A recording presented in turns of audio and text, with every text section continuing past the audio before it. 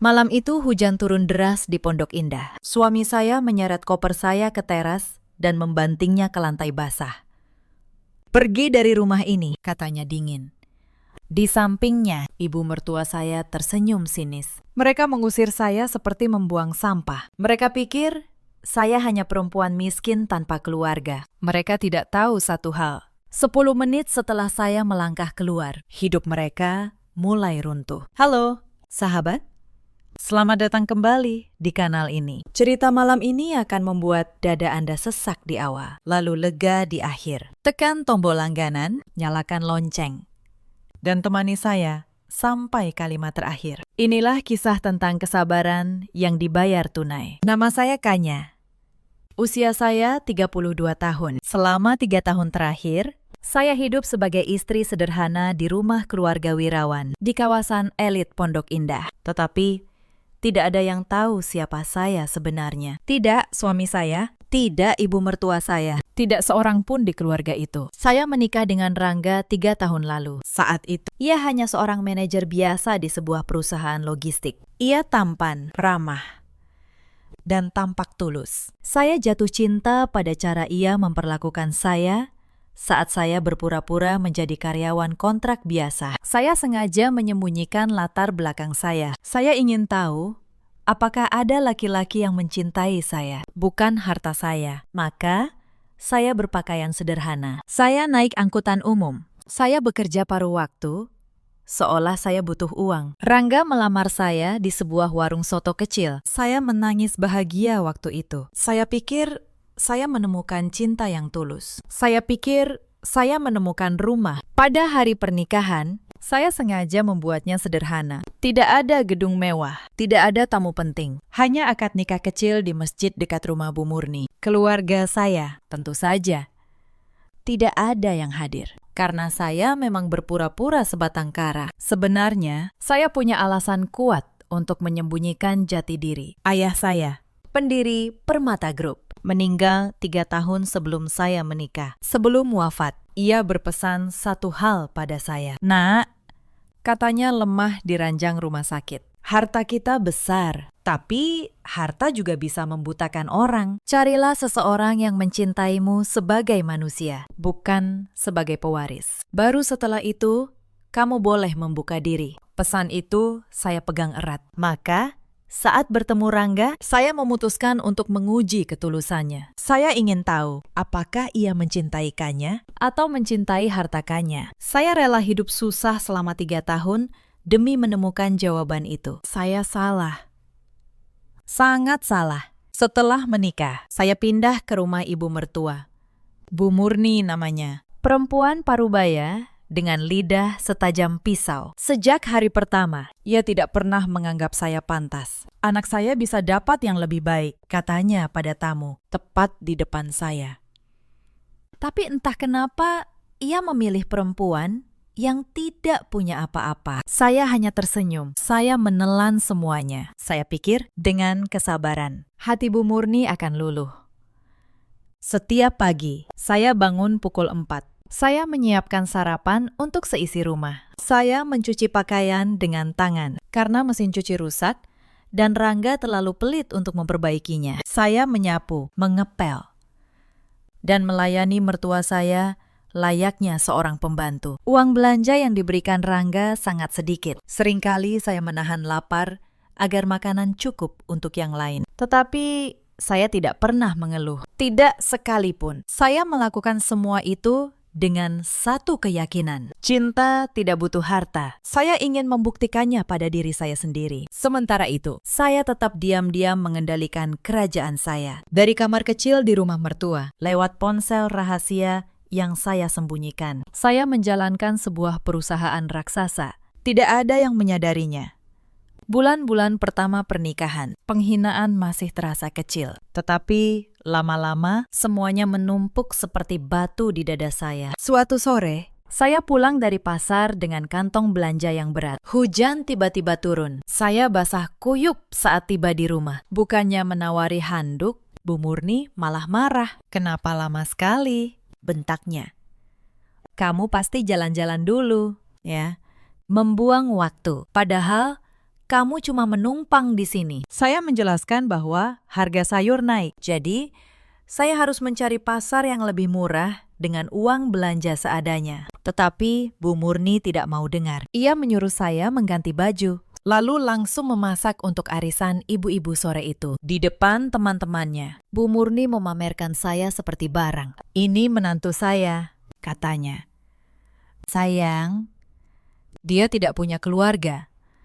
Yatim piatu. Untung anak saya mau menampungnya. Coba kalau tidak, entah dia jadi apa. Teman-temannya tertawa kecil. Saya berdiri di sudut dapur, menahan malu. Tangan saya gemetar memegang nampan. Tetapi saya tetap diam. Saya pikir badai ini akan berlalu juga. Tidak berlalu, justru semakin besar. Beberapa minggu kemudian, sebuah kalung emas milik Bu Murni hilang. Tanpa bertanya, ia langsung menuduh saya. Kamu yang mengambilnya, kan?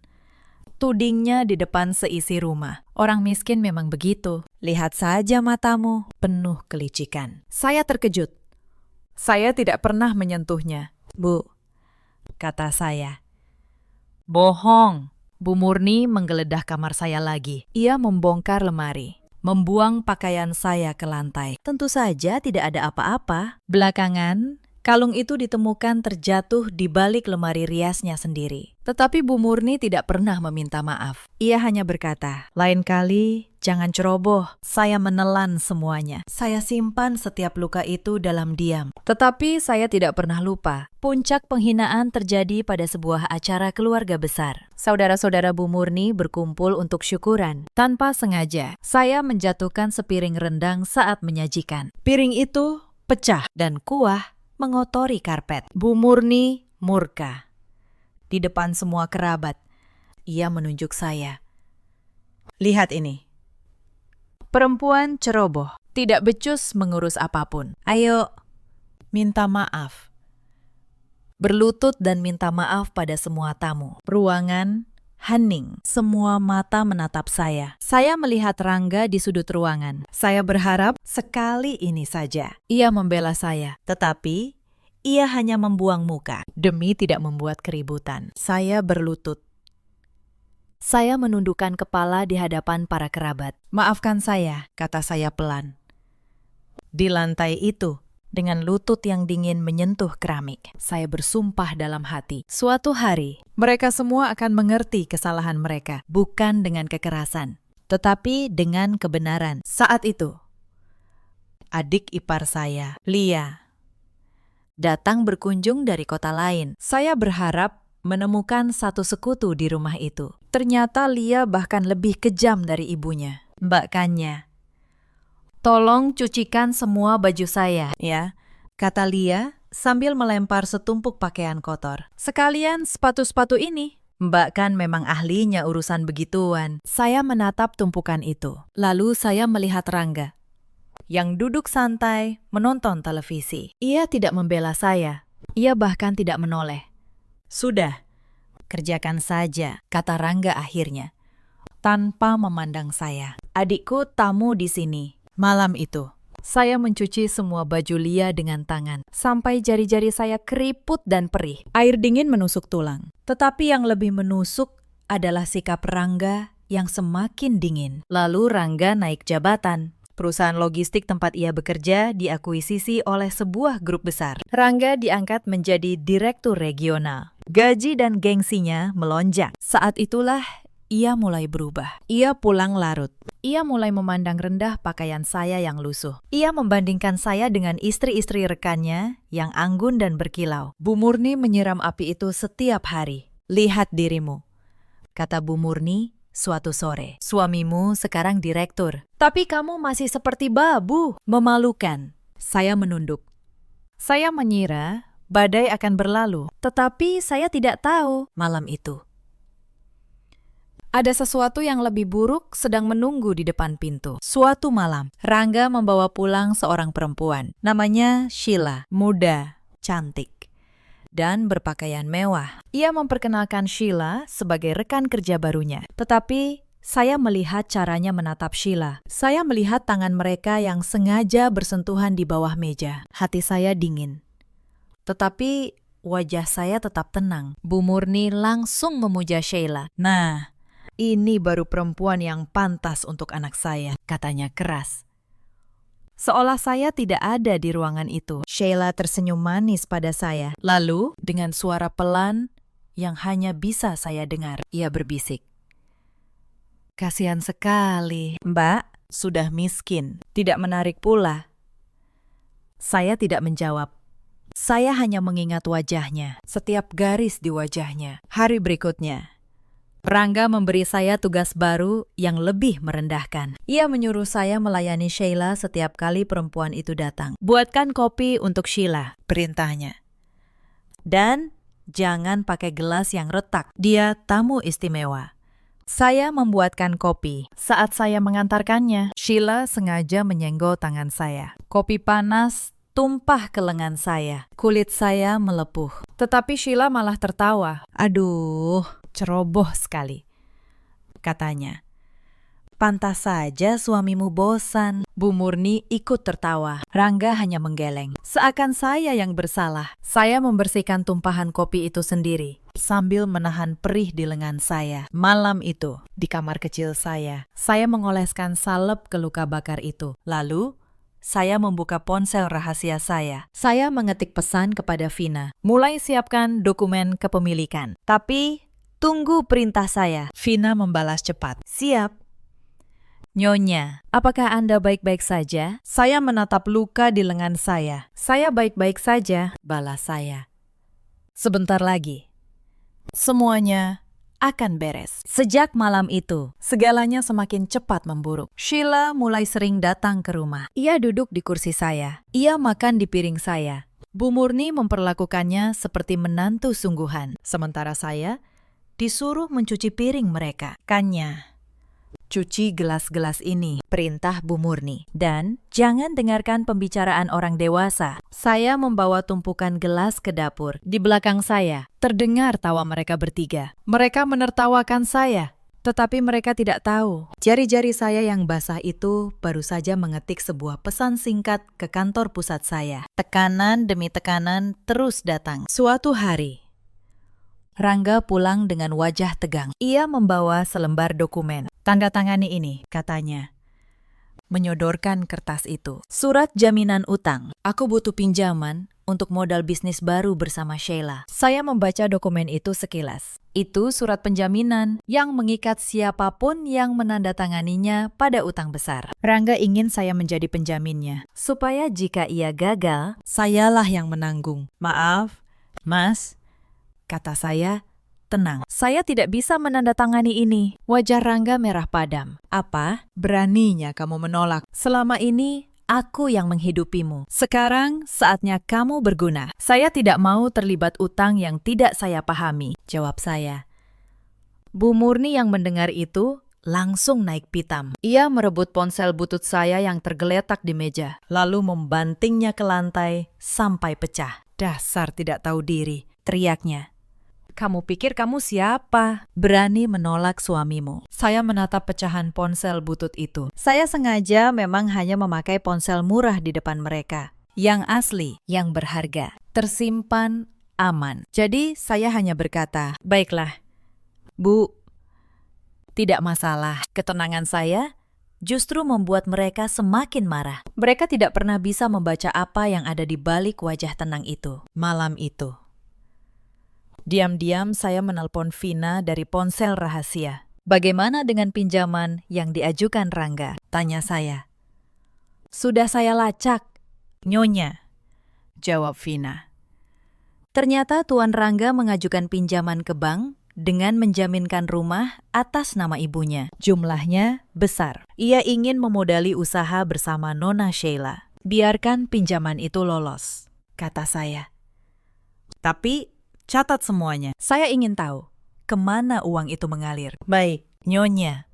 Saya menutup telepon. Setiap langkah mereka, saya ketahui. Mereka sedang menggali lubang dengan tangan mereka sendiri. Beberapa hari kemudian, saya menemukan cara untuk keluar sebentar. Saya beralasan pergi ke pasar. Padahal saya menemui Vina di sebuah kafe kecil di pinggir kota. Saya mengenakan jilbab dan masker agar tidak ada yang mengenali. Vina sudah menunggu di sudut kafe. Begitu melihat saya, ia berdiri dan membungkuk hormat. "Nyonya, hati saya sakit melihat kondisi Anda," katanya pelan. "Sampai kapan Anda harus menahan diri seperti ini?" Saya menggenggam cangkir teh hangat. "Sebentar lagi, Vina. Saya ingin semua bukti benar-benar lengkap. Saya tidak mau hanya marah sesaat. Saya ingin keadilan yang sah, hitam di atas putih. Tetapi mereka sudah keterlaluan." "Nyonya," kata Vina, "mereka menghina Anda setiap hari." "Justru itu," jawab saya. Semakin mereka merasa menang, semakin keras kejatuhan mereka nanti. Biarkan mereka berpesta dulu. Pesta itu akan menjadi panggung terakhir mereka. Vina mengangguk. Meski matanya berkaca-kaca, ia menyerahkan sebuah map tipis. "Ini laporan terakhir. Nyonya, semua aset, semua utang, semua bukti sudah saya kumpulkan." Saya menerima map itu. Saya menyimpannya di tas yang saya sembunyikan di balik kantong belanja. Lalu saya kembali ke rumah Bu Murni, kembali memakai topeng istri yang lemah. Suatu hari, Rangga memanggil saya ke ruang tengah. Wajahnya datar. Di tangannya ada sebuah map coklat. "Tanda tangani ini," katanya. Saya membuka map itu. Surat perceraian. Ia sudah menyiapkannya diam-diam. Tanggalnya bahkan sudah diisi. "Kenapa terburu-buru, Mas?" tanya saya tenang. "Aku ingin menikahi Sheila," jawabnya tanpa ragu. "Dia setara denganku. Kamu tidak." Bu Murni menimpali dari sofa. "Tanda tangani saja, lalu pergi. Kamu sudah cukup lama numpang di rumah ini." Numpang, kata itu menggores luka lama. Tetapi saya hanya tersenyum tipis. "Saya butuh waktu untuk berpikir," kata saya. "Tidak ada waktu," bentak Rangga. "Besok kamu sudah harus angkat kaki." Malam itu, saya berbaring di kamar kecil. Saya menatap langit-langit. Air mata saya jatuh, bukan karena sedih kehilangan Rangga, melainkan karena marah pada diri sendiri. Saya telah membuang 3 tahun untuk orang yang salah. Tetapi tangisan itu hanya sebentar. Lalu, hati saya membeku. Dan saya tahu waktunya hampir tiba. Keesokan paginya, terjadi sesuatu yang membuat saya semakin yakin. Seorang kerabat jauh keluarga Wirawan datang berkunjung. Ia seorang ibu tua yang bijak. Namanya Bu Hartati. Ia satu-satunya yang pernah bersikap baik pada saya. Bu Hartati melihat luka di tangan saya dan wajah saya yang kuyu. Ia menarik saya ke samping. "Nak Kanya," bisiknya. "Ibu lihat, kamu menderita di rumah ini. Kenapa kamu bertahan? Pergilah. Cari hidup yang lebih baik." Saya tersenyum lembut. "Terima kasih, Bu. Tapi saya punya alasan untuk bertahan sampai waktunya tiba." Bu Hartati tidak mengerti maksud saya, tetapi ia menggenggam tangan saya erat. "Kalau kamu butuh tempat berlindung, datanglah pada ibu," katanya. Saya mengangguk, terharu. Di tengah rumah yang penuh kebencian itu, masih ada satu orang yang melihat saya sebagai manusia. Siang itu, Rangga mencoba taktik baru. Ia tiba-tiba bersikap manis. Ia mengajak saya bicara di ruang tamu dengan nada lembut yang dibuat-buat. "Kanya, dengar," katanya. "Aku tahu selama ini kita banyak salah paham. Tapi kalau kamu mau menandatangani surat penjaminan utang itu, aku janji aku akan memperlakukanmu lebih baik. Kita bisa mulai dari awal." Saya tahu itu hanya jebakan. Ia hanya ingin tanda tangan saya, supaya jika usahanya dengan Sheila bangkrut, sayalah yang menanggung utangnya. "Mas," kata saya tenang, "Anda baru saja menyuruh saya menandatangani surat cerai kemarin. Sekarang Anda ingin saya menjamin utang Anda. Mana yang benar?" Wajah Rangga langsung berubah. Topeng manisnya runtuh. "Dasar perempuan keras kepala," desisnya. "Kamu memang tidak tahu berterima kasih. Lihat saja, sebentar lagi kamu akan menyesal." Saya hanya tersenyum. "Kita lihat saja." "Mas, siapa yang akan menyesal?" Keesokan harinya, ada kabar besar di kantor Rangga. Grup raksasa yang menaungi perusahaannya akan menggelar malam puncak ulang tahun perusahaan. Acara megah di sebuah hotel bintang 5 di pusat Jakarta. Seluruh direksi dan pemegang saham diundang. Rangga sangat bersemangat. Ia akan tampil di panggung sebagai Direktur Regional Teladan. Ia bahkan berencana mengumumkan hubungannya dengan Sheila di depan para petinggi. Malam itu akan jadi malam terbesar dalam hidupku, kata Rangga pada Bu Murni di meja makan. Kalau aku tampil bagus di depan pemilik grup, posisiku akan aman selamanya. Saya menuang teh untuk mereka. Tangan saya sangat tenang. Pemilik grup, ulang Bu Murni dengan mata berbinar. Konon, orangnya misterius. Tidak pernah muncul di publik, tapi kekayaannya tidak terhitung. Benar, Bu, sahut Rangga. Kalau aku bisa mengesankan beliau, kita akan kaya raya. Tidak perlu lagi repot dengan perempuan kampung seperti dia. Ia menunjuk saya dengan dagunya. Sheila, yang sudah seperti tinggal di rumah itu. Terkikik geli. Saya meletakkan teko teh. Selamat, Mas, kata saya pelan. Semoga malam itu menjadi malam yang tak terlupakan. Mereka tidak menangkap arti di balik kalimat saya. Hari demi hari menjelang acara, penghinaan semakin menjadi-jadi. Sheila datang membawa gaun-gaun mahal untuk dipilih. Ia memamerkannya di depan saya. Mbak Kanya tidak akan diundang, kan? Tanya Sheila pada Rangga sambil melirik saya. Acara itu kan untuk kalangan atas, bukan untuk pembantu. Tentu tidak, jawab Rangga. Dia akan sudah pergi dari rumah ini sebelum acara dimulai. Saya melipat cucian dengan tenang. Di dalam saku saya, ponsel rahasia bergetar. Sebuah pesan masuk dari Vina, sekretaris pribadi saya yang setia. Bunyinya singkat. Semua sudah siap. Nyonya, kami menunggu perintah. Saya tersenyum dalam hati. Mereka kira mereka sedang menyiapkan pesta kemenangan. Padahal mereka sedang menyiapkan panggung untuk kejatuhan mereka sendiri. 3 hari sebelum acara, Bu Murni melakukan sesuatu yang melewati batas. Ia masuk ke kamar saya saat saya sedang mencuci. Ia mengobrak-abrik lemari saya. Ketika saya kembali, semua barang saya sudah berserakan di lantai. Apa-apaan ini? Kata saya menahan amarah. Aku mencari bukti, kata Bu Murni dingin.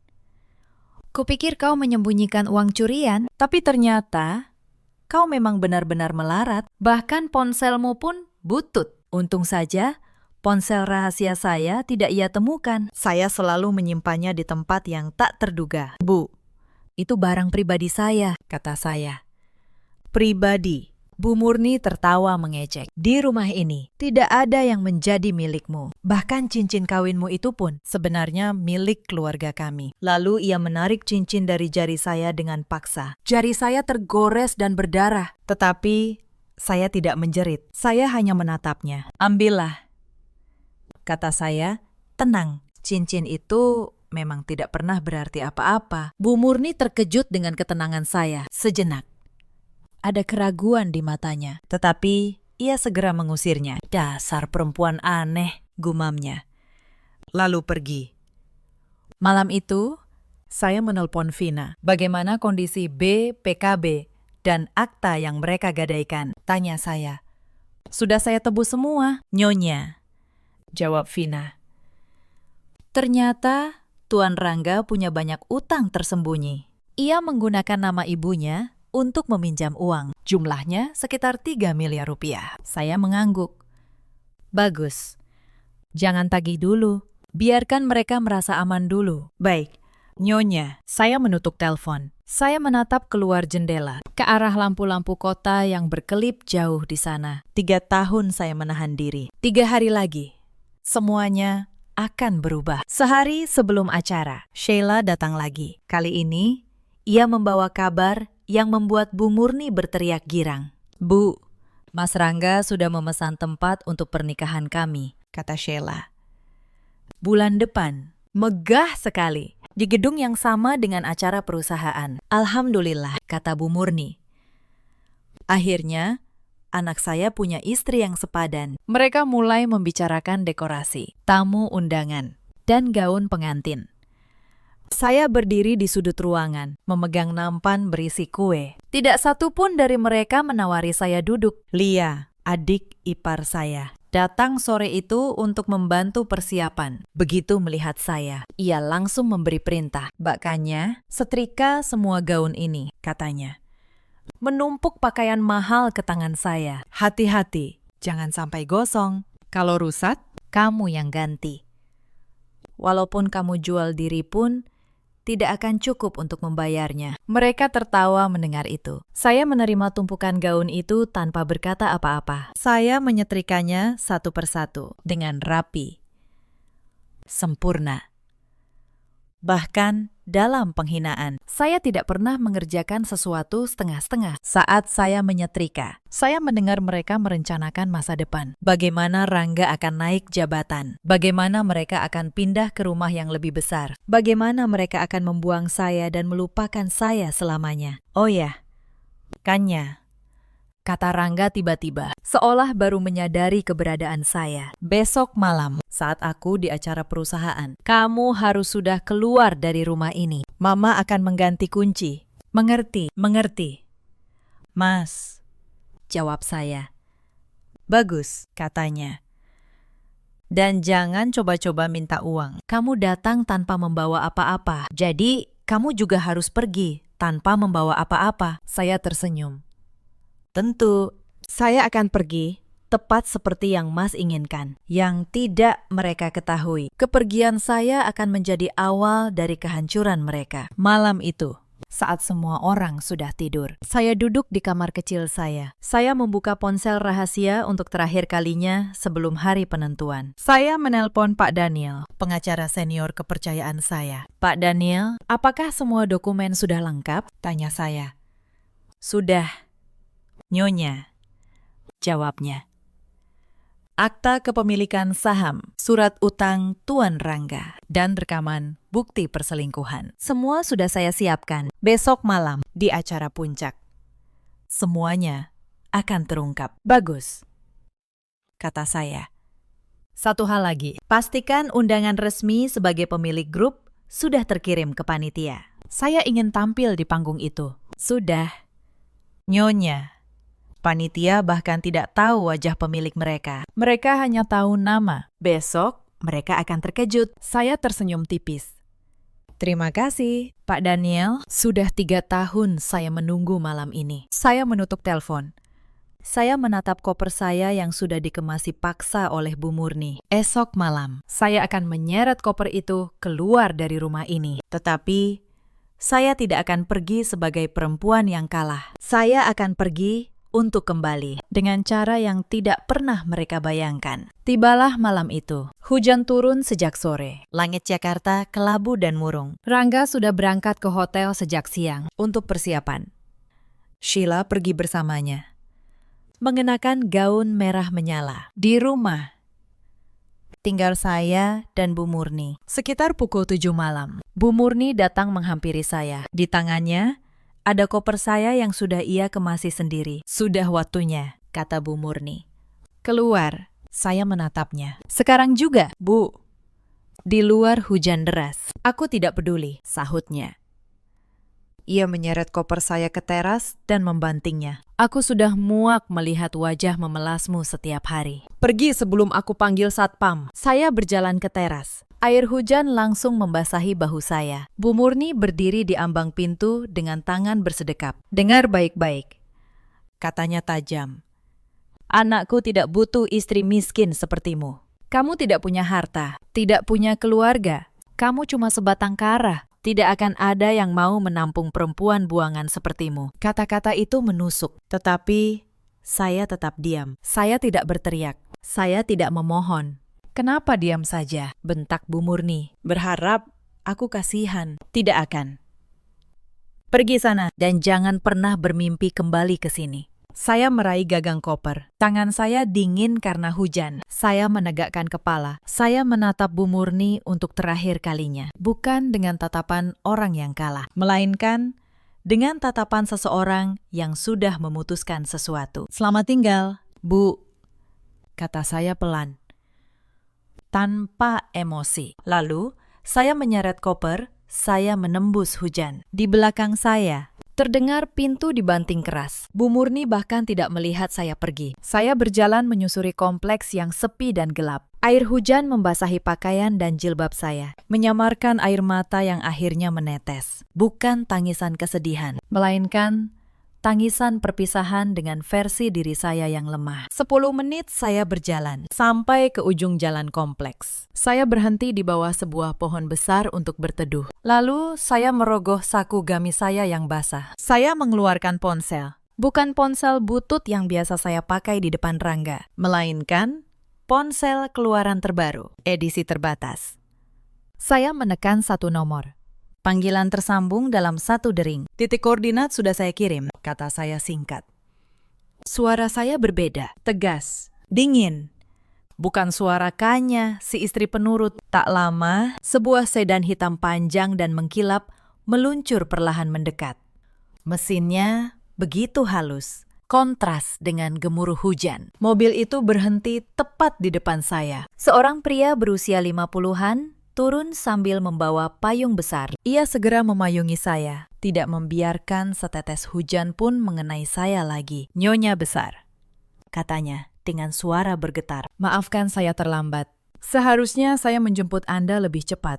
Tidak apa-apa, Pak Daniel, jawab saya. Saya yang meminta untuk menunggu sampai malam ini. Pak Daniel membukakan pintu belakang. Saya masuk ke dalam mobil mewah itu, meninggalkan dinginnya malam dan kenangan pahit tentang Rangga dan Bu Murni di belakang. Saat saya duduk di kursi kulit yang empuk, hawa hangat dari penghangat ruangan mulai menjalar ke tubuh saya. Sorot mata saya telah berubah total. Tidak ada lagi Kanya, si istri yang lemah. Pak Daniel masuk ke kursi depan. Ia menatap saya dari kaca spion. Kita kemana, Nyonya? Ke hotel tempat acara puncak ulang tahun Permata Group, kata saya tenang. Saya tidak ingin melewatkan pesta itu. Pak Daniel sedikit terkejut. Tapi, Nyonya, Anda baru saja melewati malam yang berat. Apakah Anda yakin? Saya menatap lurus ke depan, ke arah cahaya kota. Justru karena itu, Pakistan, malam ini adalah malam saya, bukan malam mereka. Mobil itu melaju menembus hujan. Saya memejamkan mata sejenak. Untuk pertama kalinya dalam 3 tahun, saya merasa bisa bernapas lega. Di sebuah hotel mewah di pusat kota, lampu-lampu kristal berkilauan. Ratusan tamu berpakaian formal memenuhi ballroom megah. Inilah malam puncak ulang tahun Permata Group, konglomerat raksasa yang membawahi puluhan anak perusahaan, termasuk perusahaan tempat Rangga bekerja. Rangga berdiri di dekat panggung dengan jas mahal. Sheila menggandeng lengannya, anggun dalam gaun merah. Mereka tersenyum penuh percaya diri pada setiap tamu penting yang lewat. Sebentar lagi, giliranku naik panggung, bisik Rangga pada Sheila. Pemilik grup katanya akan hadir malam ini. Ini kesempatanku. Kamu pasti bersinar. Sayang, jawab Sheila. Setelah ini, posisimu aman dan kita bisa segera menikah. Mereka tidak menyadari. Di pintu masuk ballroom, sebuah kehebohan kecil mulai terjadi. Seorang perempuan berjalan masuk. Ia mengenakan gaun berwarna marun yang elegan, dengan rambut tergerai indah. Wajahnya bersih tanpa riasan berlebihan, tetapi auranya memenuhi seluruh ruangan. Para petugas keamanan membungkuk hormat. Para pelayan menundukkan kepala. Itu adalah saya. Bisik-bisik menjalar di antara para tamu. Siapa dia? Sepertinya orang penting. Lihat. Semua orang memberi hormat padanya. Saya berjalan tenang menuju tengah ruangan. Vina, sekretaris saya, menyusul di belakang sambil membawa sebuah map kulit hitam. Pak Daniel berjalan di sisi saya. Rangga belum menyadari kehadiran saya. Ia masih sibuk mengobrol dengan para petinggi. Tetapi Sheila menoleh, matanya membelalak. Wajahnya pucat seketika. Mas, bisik Sheila gugup, menarik lengan Rangga. Itu kan istrimu. Rangga menoleh. Wajahnya langsung berubah. Kanya, apa yang kamu lakukan di sini? Desisnya marah, sambil bergegas mendekat. Beraninya kamu datang ke acara penting begini, memalukan. Pergi sebelum aku panggil keamanan. Saya hanya tersenyum tipis. Saat itu, pembawa acara naik ke panggung. Suaranya menggema lewat pengeras suara. Hadirin yang terhormat, Kami persilakan pemilik dan pemegang saham mayoritas Permata Group untuk menyampaikan sambutan. Mohon sambutan meriah untuk Ibu Kanya Permata Wijaya. Seluruh ruangan bertepuk tangan. Sorot lampu panggung berputar. Dan lampu itu berhenti tepat di atas kepala saya. Hening sejenak. Lalu tepuk tangan kembali bergemuruh. Rangga membeku. Wajahnya pucat seperti kertas. Tangannya yang tadi mencengkeram lengan saya terlepas. Gemetar. Tidak. Tidak mungkin. Gumamnya. Saya melangkah maju, melewati Rangga yang terpaku. Saya naik ke panggung dengan tenang. Saya mengambil mikrofon. Ribuan pasang mata menatap saya. Selamat malam, hadirin sekalian, kata saya. Suara saya jernih dan berwibawa. Terima kasih telah hadir di malam puncak perusahaan saya. Saya berhenti sejenak. Pandangan saya menyapu ruangan, lalu jatuh tepat pada Rangga dan Sheila yang berdiri kaku di bawah panggung. Banyak dari kalian belum pernah melihat wajah saya. Lanjut saya.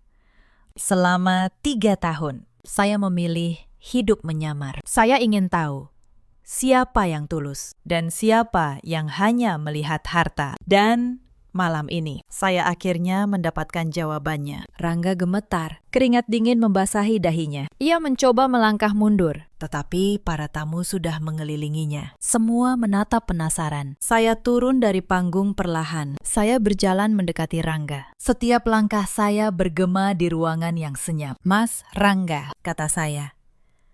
Tadi sore, ibu Anda mengusir saya dari rumah di tengah hujan. Anda bilang, saya harus pergi tanpa membawa apa-apa. Karena saya, katanya, datang tanpa membawa apa-apa. Rangga tidak bisa berkata-kata. Bibirnya bergetar. Tapi ada yang lupa Anda hitung. Lanjut saya. Perusahaan tempat Anda bekerja, perusahaan logistik yang mengangkat Anda jadi direktur, adalah anak perusahaan Permata Group. Dan Permata Group seluruhnya adalah milik saya. Suara terkesiap memenuhi ruangan. Sheila terhuyung mundur, hampir terjatuh. Vina, panggil saya. Tenang. Sekretaris saya maju dan membuka map kulit hitam itu. Ia menyerahkan beberapa dokumen kepada saya. Ini akta kepemilikan saham, kata saya. Mengangkat dokumen itu agar semua bisa melihat. Hitam di atas putih, 90% saham grup ini atas nama saya, termasuk perusahaan tempat Anda bekerja. Mas, saya menatap Rangga lurus. Mulai detik ini, jabatan Anda sebagai direktur regional saya cabut. Anda dipecat. Efektif malam ini juga. Tidak. Kanya, dengar dulu. Rangga akhirnya bersuara, gemetar. Aku tidak tahu. Maafkan aku, kita bisa bicara baik-baik. Bicara, saya menaikkan satu alis. 3 tahun saya bicara dengan kesabaran. Anda menjawabnya dengan surat perceraian dan koper yang dibanting di tengah hujan. Saya menoleh pada Pak Daniel, pengacara senior saya. Pak Daniel, jelaskan soal utang itu. Pak Daniel maju, suaranya tegas. Hadirin sekalian, Tuan Rangga memiliki utang sebesar 3 miliar rupiah yang ia pinjam diam-diam dengan menggadaikan aset atas nama ibunya. Seluruh surat utang itu kini telah kami tebus dan kami pegang. Artinya, Tuan Rangga sekarang berutang 3 miliar rupiah kepada Nyonya Kanya. Wajah Rangga benar-benar runtuh. Ia terjatuh berlutut di lantai mengkilap ballroom itu. Tidak mungkin. Tidak mungkin. Sheila, yang sedari tadi terpaku, tiba-tiba berbalik dan mencoba menyelinap pergi. Tetapi 2 petugas keamanan menghadangnya dengan sopan. Mau kemana, Nona Sheila? Tanya saya pelan. Tinggallah. Pesta belum selesai. Sheila menoleh. Wajahnya penuh ketakutan. Bukannya saya. Saya tidak tahu apa-apa. Saya cuma rekan kerja Mas Rangga. Sungguh. Rekan kerja. Saya tersenyum dingin. Vina, putar rekaman itu. Vina mengeluarkan tablet. Di layar besar ballroom, muncul rekaman CCTV rumah. Terlihat jelas, Sheila dan Rangga berpelukan mesra. Dan terdengar suara Sheila yang berbisik menghina saya. Menyebut saya miskin dan tidak menarik. Seluruh ruangan menonton dalam diam. Lalu terdengar gumaman jijik dari para tamu. Sheila menutup wajahnya dan menangis. "Hentikan. Tolong hentikan. Inilah yang Anda lakukan di belakang saya," kata saya. "Di rumah yang saya rawat dengan tangan saya sendiri. Sekarang seluruh kalangan bisnis menyaksikan siapa Anda sebenarnya." Di tengah keributan itu, pintu ballroom terbuka. Bu Murni masuk dengan tergesa-gesa, masih dengan daster rumahnya. Rupanya ia mendapat telepon panik dari Rangga tadi dan langsung menyusul. "Rangga, ada apa ini?" teriak Bu Murni. Lalu matanya menangkap sosok saya di tengah panggung. Wajahnya langsung memucat. Kanya, "Kenapa kamu di atas sana?" Saya menatap perempuan yang beberapa jam lalu mengusir saya ke dalam hujan itu. "Selamat datang, Bu Murni," kata saya. "Senang Anda bisa hadir di pesta saya." Pesta kamu?" Bu Murni tergagap. "Iya, Bu," jawab saya.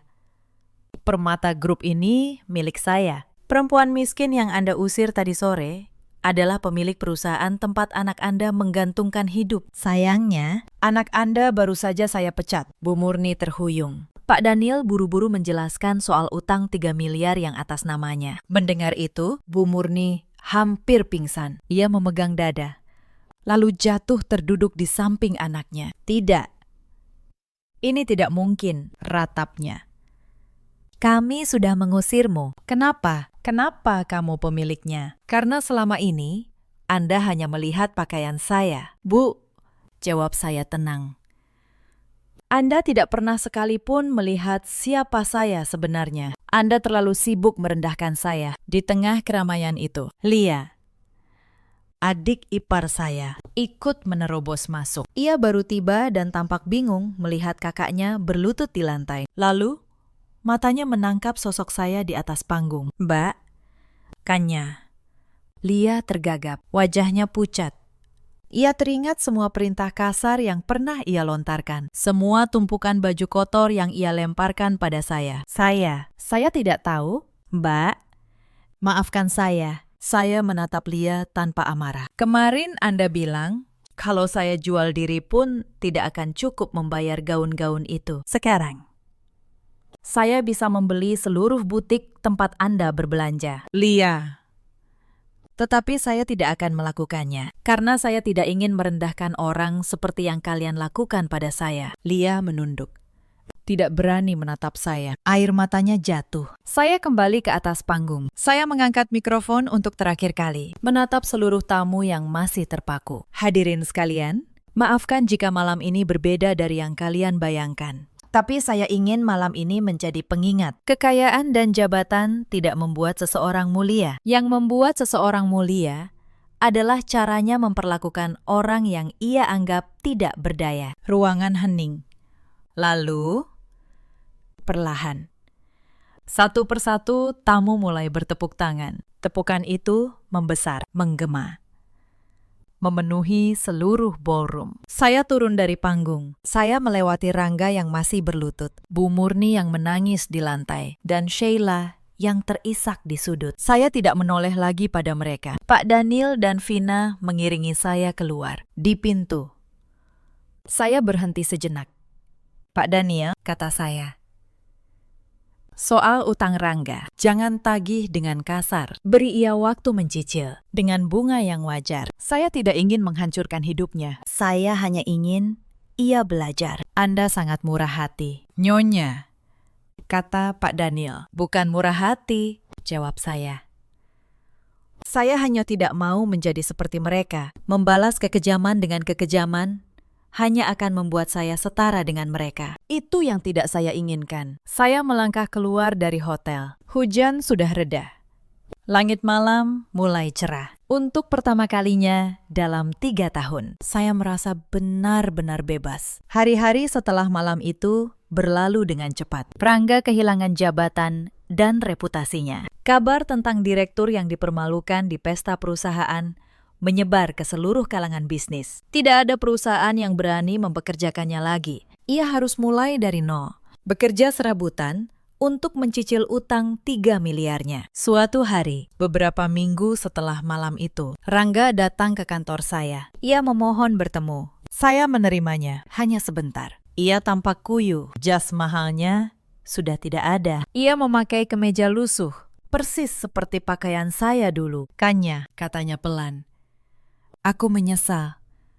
Tolong, beri aku kesempatan kedua. Aku akan berubah. Saya menatapnya tenang. Mas Rangga, kesempatan kedua sudah saya berikan selama 3 tahun. Setiap hari saya beri Anda kesempatan untuk melihat saya sebagai manusia. Anda memilih untuk tidak melihatnya. Tapi waktu itu aku tidak tahu kamu kaya, katanya.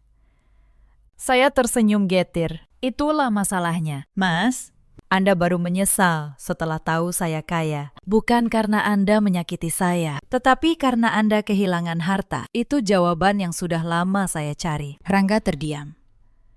Ia tidak punya jawaban. Lalu ia pergi dengan kepala tertunduk. Sheila meninggalkan Rangga keesokan harinya setelah malam acara itu. Begitu tahu Rangga sudah tidak punya apa-apa, ia menghilang tanpa jejak. Cinta yang ia tawarkan ternyata hanya selama ada harta. Belakangan saya dengar, Sheila mencoba mendekati pria kaya lain. Tetapi reputasinya sebagai perebut suami orang sudah tersebar luas. Tidak ada yang mau dekat dengannya. Bu Murni, perempuan yang dulu begitu sombong, kini harus hidup sederhana bersama anaknya di sebuah rumah kontrakan kecil. Tidak ada lagi pembantu yang melayaninya. Tidak ada lagi tamu yang ia banggakan. Ia harus mencuci pakaiannya sendiri dengan tangan. Persis seperti yang dulu ia paksakan pada saya. Lia, adik ipar saya, justru berubah. Ia datang menemui saya, meminta maaf dengan tulus. Ia mengaku malu atas perlakuannya dulu. Saya memaafkannya. Bahkan, saya menawarkan ia pekerjaan jujur di salah satu anak perusahaan saya. Saya percaya orang yang mau mengakui kesalahannya pantas diberi kesempatan. Konon, Bu Murni sering menangis di malam hari, bukan karena kemiskinan, melainkan karena penyesalan. Ia pernah memiliki seorang menantu yang tulus dan baik, tetapi ia membuangnya seperti sampah. Sementara itu, saya kembali memimpin Permata Group secara terbuka. Saya tidak perlu lagi bersembunyi. Saya tidak perlu lagi berpura-pura lemah. Beberapa bulan kemudian, di sebuah malam yang tenang, saya makan malam sederhana di kantor saya. Hanya ikan goreng, sayur asem, dan sambal terasi. Makanan yang dulu saya rindukan, tetapi tidak pernah bisa saya nikmati dengan tenang. Malam itu, untuk pertama kalinya, saya menikmatinya dengan damai. Vina masuk membawa secangkir teh. Nyonya tampak bahagia malam ini, katanya tersenyum. Iya, Vina, jawab saya. Saya merasa ringan.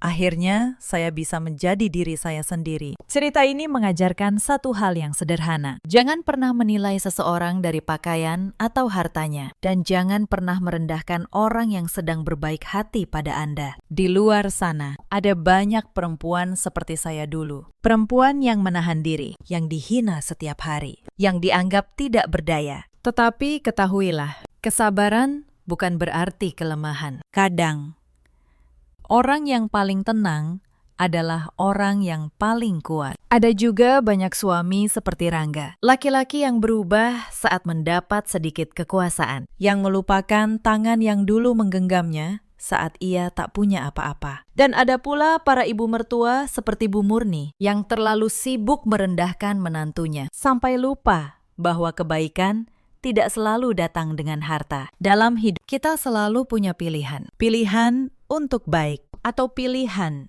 untuk kejam. Dan setiap pilihan akan kembali kepada kita, cepat atau lambat. Itulah karma, dibayar tunai. Saya sendiri memilih untuk tidak membalas dendam dengan kebencian. Saya hanya mengembalikan kebenaran ke tempatnya. Dan ternyata, kebenaran jauh lebih menyakitkan bagi mereka daripada amarah apapun. Jika cerita ini menyentuh hati Anda, ceritakan kisah kalian di kolom komentar. Terima kasih sudah menemani saya sampai akhir. Sampai jumpa di kisah berikutnya. Satu hari sebelum pernikahan saya, di balik pintu dapur rumah calon mertua, saya mendengar mereka tertawa sambil menghitung berapa miliar harga rumah peninggalan ibu saya. Calon suami saya, calon ibu mertua saya, adik iparnya. Mereka sudah membagi habis warisan saya sebelum saya sempat memakai gaun pengantin. Dan saya yang berdiri di luar pintu itu hanya menggenggam satu benda kecil di tangan. Ponsel saya dengan tombol perekam yang sudah saya tekan. Halo, sahabat. Selamat datang kembali di kanal ini. Tempat kita berbagi kisah-kisah nyata yang menampar, tapi mengajarkan. Jika kalian pernah merasa terlalu lama menahan diri demi orang yang ternyata tidak pernah menghargai kita, tolong simak cerita ini sampai akhir. Karena di ujung cerita ada sesuatu yang ingin saya titipkan untuk kalian. Nama saya Anindita Wijaya. Orang memanggil saya Nina. Usia saya 29 tahun. Saya bekerja sebagai notaris di sebuah kantor di kawasan Sudirman, Jakarta. Sudah hampir 5 tahun saya mengurus akta, sertifikat, dan surat wasiat orang lain. Pekerjaan saya adalah memastikan bahwa hitam di atas putih tidak bisa dibantah siapapun. Lucu, bukan? Saya mengurus dokumen hukum untuk ratusan keluarga, tapi saya nyaris kehilangan rumah saya sendiri karena terlalu percaya pada cinta. Saya tinggal sendiri di sebuah apartemen kecil di Tebet, tapi atas nama saya ada satu rumah lain. Rumah 2 lantai di kawasan Pondok Indah. Rumah itu peninggalan ibu saya. Ibu saya seorang pengusaha kecil yang sukses. Beliau membangun usaha catering dari nol, dari dapur sempit, sampai bisa membeli rumah di kawasan elit itu. Sebelum beliau meninggal karena sakit, beliau memegang tangan saya erat-erat. Beliau berkata pelan, "Nak, rumah ini bukan sekadar bangunan. Ini bukti bahwa perempuan bisa berdiri sendiri. Jaga baik-baik. Jangan pernah serahkan ke tangan orang yang tidak menghargaimu." Saat itu, saya hanya mengangguk sambil menangis. Saya belum benar-benar paham. 3 tahun kemudian, saya baru mengerti betapa beratnya kalimat itu. Saya bertemu Raka 4 tahun lalu di sebuah seminar properti. Dia tampan, hangat, dan pandai membuat orang merasa istimewa. Dia bekerja di sebuah perusahaan pengembang. Saat itu saya pikir, akhirnya saya menemukan seseorang yang bisa berbagi beban dengan saya. 4 tahun. Kami berpacaran 4 tahun. Saya pikir saya mengenalnya luar dalam. Sekarang, kalau saya runut kembali, sebenarnya Raka tidak pernah benar-benar mencintai saya. Ia mencintai apa yang saya miliki. Di tahun pertama, ia memang manis. Tapi kemanisan itu selalu memuncak setiap kali saya bercerita soal pekerjaan, soal warisan, soal rumah ibu. Matanya akan berbinar dengan cara yang dulu saya kira itu kebanggaan. Sekarang saya tahu, itu keserakahan. Pernah suatu kali di tahun kedua, ibunya jatuh sakit. Saya membayari seluruh biaya rumah sakit tanpa diminta, puluhan juta. Saya lakukan dengan tulus, karena saya pikir itulah arti keluarga. Bu Lastri memeluk saya sambil menangis waktu itu. "Kamu memang anak yang baik, Nina." Sekarang saya mengerti. Air mata itu bukan rasa terima kasih. Itu kepuasan, karena mangsa mereka ternyata sebaik dan sekaya yang mereka harapkan. Ada juga satu kejadian yang dulu membuat saya sedih, tapi tidak saya pahami. Suatu malam, saya menolak permintaan Raka untuk menjadikan rumah Pondok Indah sebagai jaminan pinjaman usahanya. Saya bilang, rumah itu peninggalan ibu. Saya tidak mau ada risiko apapun atasnya. Malam itu, Raka diam 1000 bahasa. 3 hari ia tidak menghubungi saya. Saat akhirnya kami bicara, ia berkata dingin, "Aku cuma kecewa kamu lebih percaya pada bangunan daripada pada calon suamimu." Saya menangis. Saya merasa bersalah. Saya bahkan hampir berubah pikiran. Betapa saya tidak tahu bahwa diamnya itu bukan kekecewaan cinta, melainkan kekecewaan seorang pemburu yang mangsanya belum masuk perangkap. Keluarganya menyambut saya dengan tangan terbuka. Calon ibu mertua saya, Bu Lastri, selalu memeluk saya setiap kali datang. Beliau memasakkan saya sup iga, menanyakan kabar, memuji masakan saya yang sebenarnya biasa saja. "Nina ini calon menantu idaman," katanya sambil tersenyum. "Sudah cantik, mandiri. Pekerjaannya bagus pula." Adik Raka, Vania, juga manis pada saya. Usianya 26 tahun, belum bekerja tetap. Dia sering meminjam tas saya, meminta saya menraktirnya makan di kafe mahal, dan saya selalu menuruti. Saya pikir ini keluarga. Saya tidak punya keluarga lagi, maka saya genggam erat keluarga ini. Bapak mertua sudah lama tiada. Jadi, yang memegang kendali di rumah itu adalah Bu Lastri. Kalau saya jujur pada diri sendiri sekarang, sebenarnya ada banyak tanda, banyak sekali.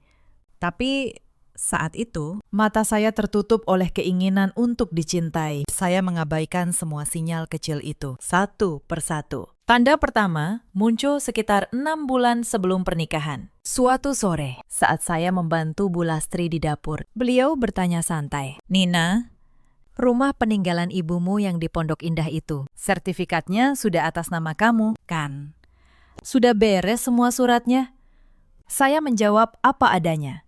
"Iya, sudah. Saya notaris. Tentu saya urus sendiri." Beliau mengangguk-angguk, lalu tersenyum.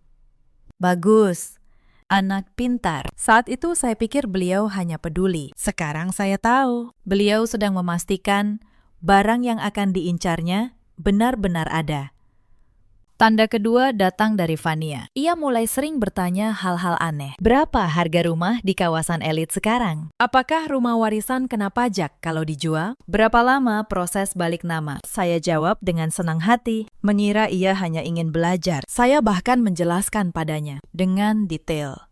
Seolah saya sedang menyerahkan peta menuju harta saya sendiri ke tangan pencuri. Lalu permintaan-permintaan kecil mulai membesar. Awalnya Fania hanya meminjam tas. Lalu ia minta ditraktir. Lalu suatu hari ia berkata, "Mbak Nina, aku lagi butuh uang buat kursus. Boleh pinjam 5 juta, nanti aku ganti." Saya beri. Bulan berikutnya 10 juta untuk keperluan lain. Tidak pernah ada yang dikembalikan. Dan setiap kali saya ragu, Bu Lastri akan berkata, "Sudah.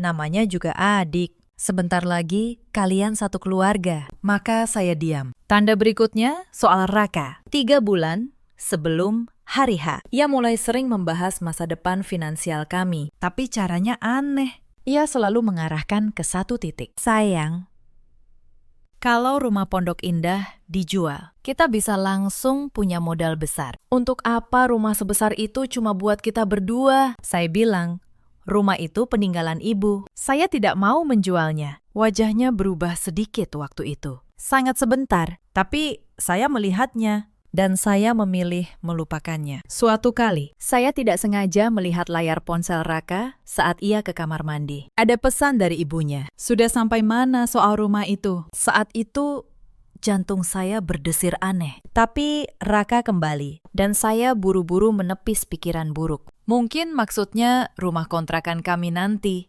pikir saya. Saya selalu mencari alasan untuk mereka. Itu kesalahan terbesar saya sebulan sebelum pernikahan. Tekanan itu makin nyata. Bu Lastri mulai mengajak saya bicara soal surat. "Nina, nanti setelah menikah, sebaiknya semua harta digabung saja. Ya, biar tidak ada rahasia di antara keluarga. Tante kenal notaris kok, biar diuruskan." Saya yang notaris. Ditawari notaris lain untuk mengurus harta saya sendiri. Saat itu saya hanya tersenyum dan bilang akan saya pikirkan. Tapi sesuatu di perut saya mulai terasa tidak enak. Lalu ada kejadian yang seharusnya membuka mata saya jauh lebih awal. 2 minggu sebelum hari H, saya tidak sengaja mendengar Fania bertelpon di teras. Ia berkata pelan, "Tenang, Bu, sebentar lagi. Habis ini kita kaya." Begitu melihat saya, ia langsung mematikan telepon dan tersenyum manis.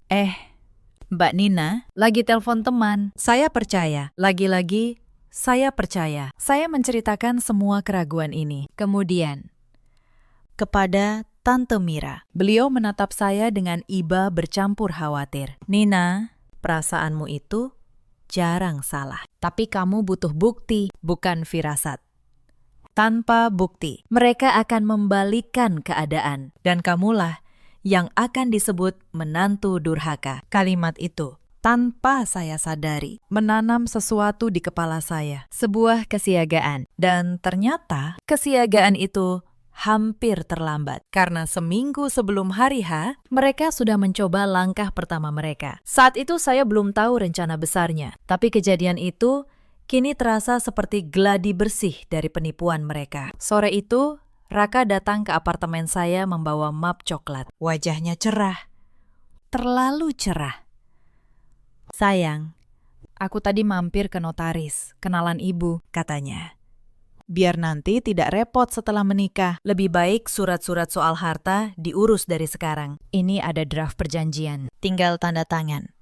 Ia menyodorkan map itu seolah benda biasa. Saya membukanya, dan darah saya membeku. Itu bukan perjanjian pranikah biasa, itu surat kuasa. Surat kuasa yang isinya memberi Raka wewenang mengurus, mengalihkan, bahkan menjual harta atas nama saya, termasuk rumah Pondok Indah. Bahasanya dibungkus rapi, tapi sebagai notaris. Saya membaca jebakan itu dalam 3 detik. Saya menahan diri untuk tidak meledak. Saya tersenyum dan berkata pelan, "Wah, lengkap sekali. Tapi Mas, ini kan urusan hukum. Aku kebetulan notaris. Biar aku baca dulu baik-baik ya. Jangan buru-buru. Salah satu kata saja bisa fatal." Wajah Raka berkedut sedikit. Ada kekecewaan yang ia tutupi cepat-cepat. "Iya sih, tapi jangan lama-lama ya, sayang."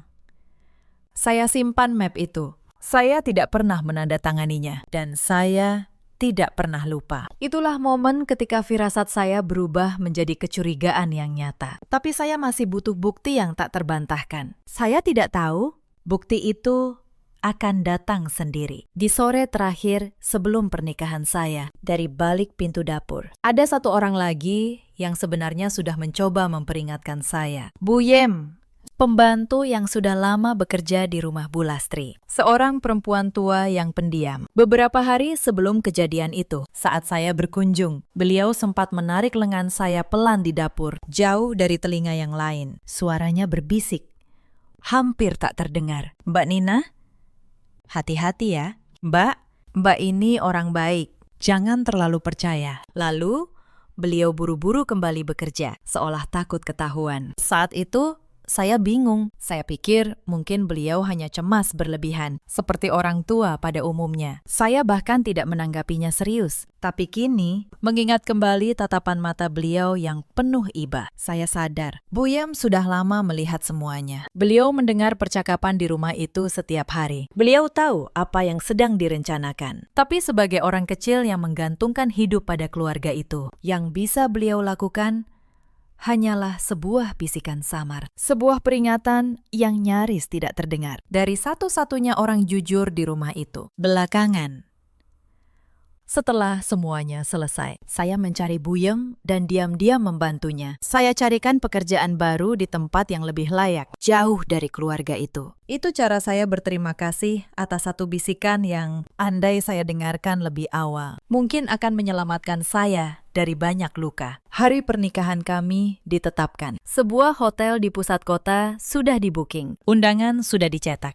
Gaun pengantin sudah saya simpan rapi di lemari. Saya bahagia. Untuk pertama kalinya sejak ibu meninggal, saya merasa tidak sendirian. Saya bodoh sekali. Tapi waktu itu saya tidak tahu. 2 minggu sebelum hari H, percakapan tentang rumah Pondok Indah mulai sering muncul. Awalnya halus sekali, sampai saya tidak curiga. Suatu malam, Raka memeluk saya dari belakang saat saya mencuci piring. Dia berkata lembut, "Sayang, setelah kita menikah, lebih baik rumah Pondok Indah itu kita balik nama.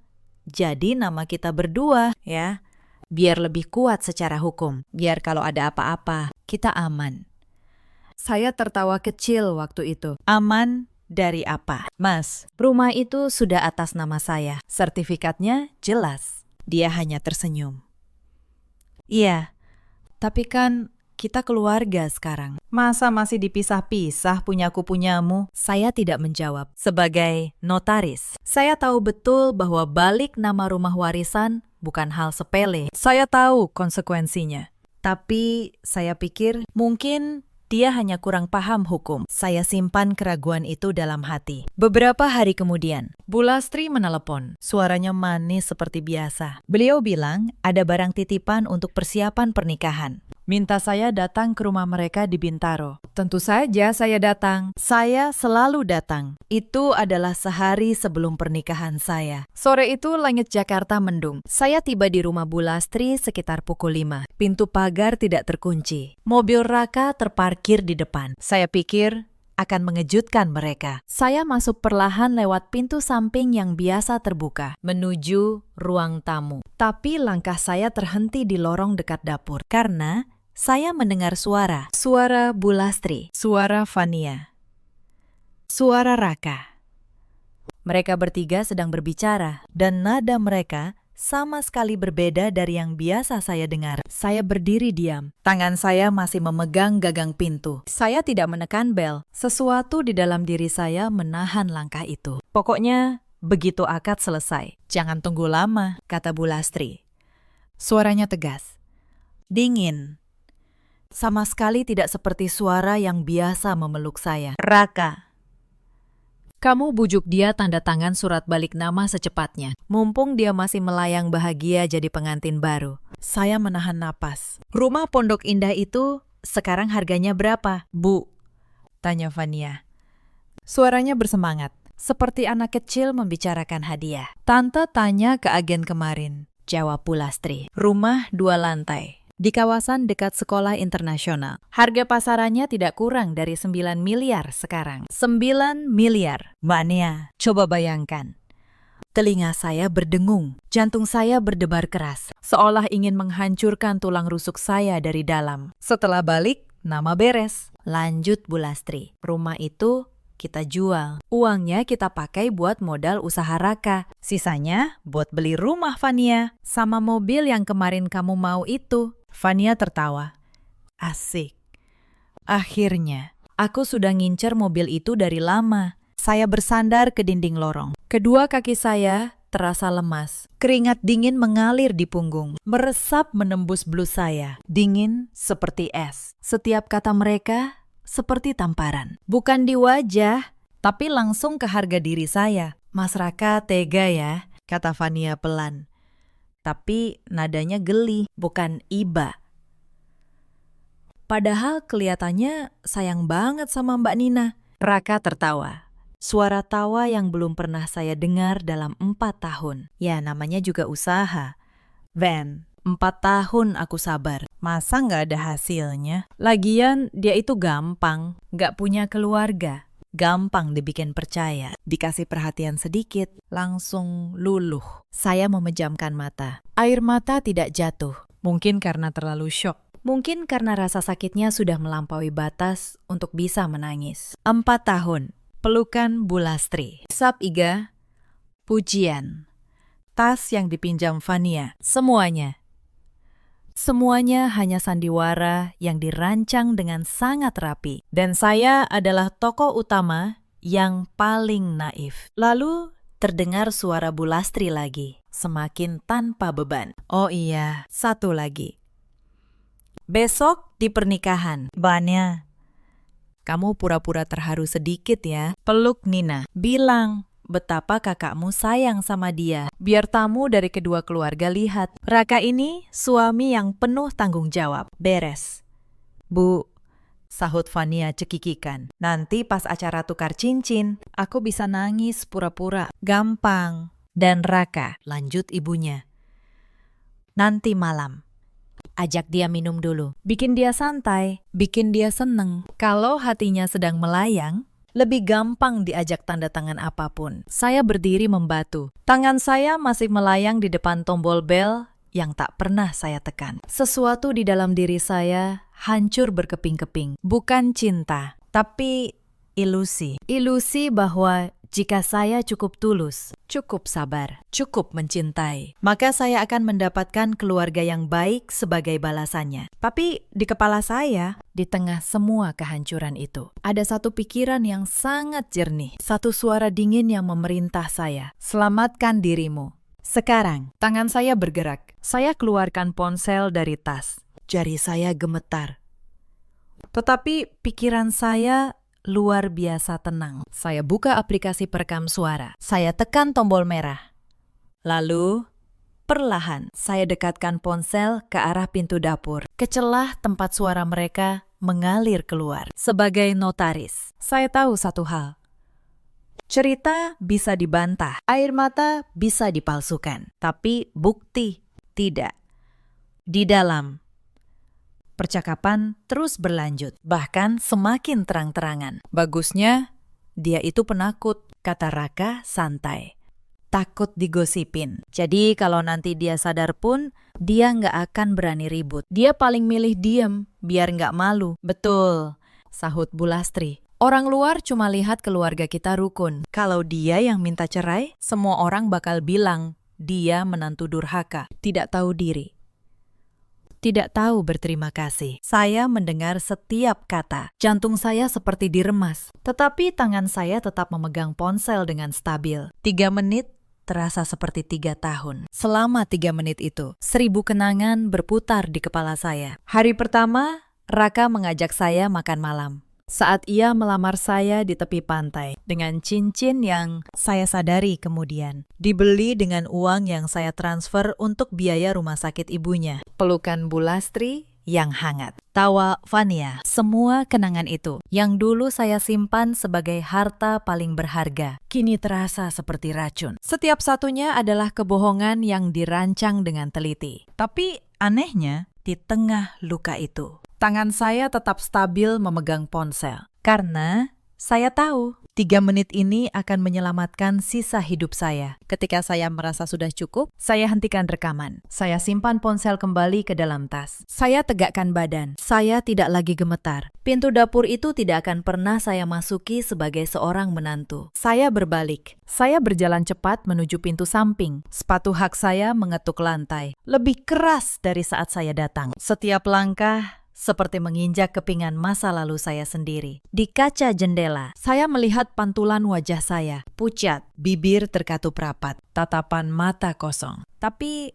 dingin, saya melihat diri saya sendiri. Lalu tiba-tiba tersenyum getir. "Nina, kamu memang bodoh sekali," kata saya dalam hati. Tapi setidaknya kamu sadar tepat pada waktunya. Mobil saya melaju menembus malam. Lampu jalanan Jakarta menjadi garis-garis cahaya yang kabur. Sebagian dari saya ingin menangis. Tetapi sebagian lain, bagian yang diwariskan ibu saya, hanya berbisik satu hal. Sekarang, kita main dengan aturan kita. Sesampainya di apartemen, saya tidak langsung tidur. Saya nyalakan laptop. Saya buka folder dokumen yang sudah lama tidak saya sentuh. Di sana ada salinan sertifikat rumah Pondok Indah atas nama saya. Ada akta waris dari ibu. Semua lengkap, sah, dan jelas. Saya tersenyum tipis. Mereka mengira saya hanya perempuan polos yang akan menyerahkan rumah dengan satu tanda tangan. Mereka lupa pekerjaan saya apa. Lalu saya teringat satu orang, Tante Mira, sahabat karib ibu saya semasa hidup, seorang pengacara senior dulu. Setiap kali datang ke rumah, beliau selalu berkata pada saya, "Anak ini harus kuat, jangan biarkan ada yang menindasnya." Saya melihat jam, pukul 3 pagi. Saya ragu sejenak. Lalu saya memutuskan untuk menutup laptop. Belum saatnya. Saya perlu berpikir dengan kepala sangat dingin. Jika saya membatalkan pernikahan ini, apa yang akan terjadi? Keluarga Raka akan marah. Kerabat dari kedua belah pihak akan berbisik. Teman dan rekan kerja akan bertanya. Akan ada yang bersimpati, ada yang menyalahkan, ada yang hanya menonton dari luar sambil menghakimi. Tetapi jika saya teruskan, saya akan kehilangan rumah ibu. Saya akan kehilangan harga diri saya dibandingkan dengan itu. Apa artinya beberapa bisik-bisik orang? Saya bertanya pada diri sendiri satu pertanyaan sederhana. Jika ibu masih hidup, apa yang ibu ingin saya lakukan? Jawabannya datang lebih cepat dari yang saya kira. Ibu akan ingin saya hidup. Hidup dengan baik untuk diri saya sendiri. Langit perlahan terang. Cahaya pucat menyelinap melalui celah tirai. Saya bangkit.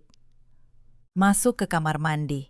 Air dingin yang mengguyur wajah membuat saya sadar sepenuhnya. Di cermin, saya melihat tatapan mata saya telah berubah. Tidak lagi penuh mimpi. Hanya ada ketenangan dan ketegasan. Baiklah. kata saya pada diri sendiri. Kita lakukan dengan benar. Tapi sebelum itu, saya masih punya satu malam. Malam terakhir sebelum hari yang seharusnya menjadi pernikahan saya. Dan saya tidak menghabiskannya untuk menangis. Saya duduk di meja kerja, membuka laptop, dan mulai menyusun semuanya seperti saya menyusun berkas klien. Dingin, teliti, tanpa emosi. Saya buat satu folder baru, saya beri nama yang netral, tidak mencurigakan. Ke dalamnya, saya masukkan salinan sertifikat rumah, akta waris ibu, dan rekaman tadi sore. Saya buat 3 salinan rekaman itu. 1 di ponsel, 1 di surel, 1 di penyimpanan awan sebagai notaris. Saya tahu betul. Bukti yang hanya ada di satu tempat, sama saja dengan tidak ada bukti. Lalu saya menulis kronologi, tanggal demi tanggal. Setiap percakapan ganjil yang pernah saya abaikan. Saya tulis kembali. Pertanyaan Bu Lastri soal sertifikat. Permintaan pinjaman Fania yang tak pernah kembali. Pesan di ponsel Raka. Telepon Fania di teras. Semua yang dulu saya tepis sebagai kebetulan, kini berjajar rapi di layar, membentuk satu pola yang jelas, sebuah rencana. Dan saya korbannya. Sekitar tengah malam, ponsel saya berbunyi. Raka. Saya angkat, karena saya tahu, kalau tidak, saya angkat. Mereka akan curiga lebih awal. Suaranya manis, terlalu manis. Sayang, sudah tidur. Besok hari besar kita, aku mau mampir sebentar. Boleh. Bawa minuman. Kita rayakan berdua dulu. Saya tahu persis apa artinya itu sekarang. Bikin dia santai. Bikin dia mudah disuruh tanda tangan. Saya tahan suara. Saya tetap tenang. Jangan. Mas, aku mau istirahat.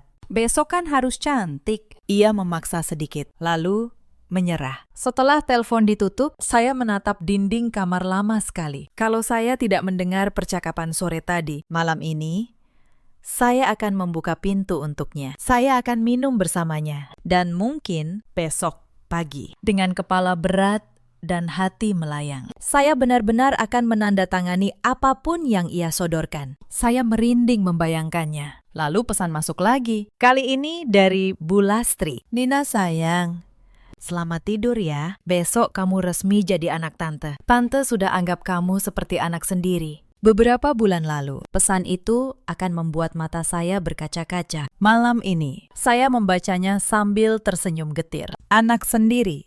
Anak yang rumahnya hendak kalian jual diam-diam. Saya membalas pendek.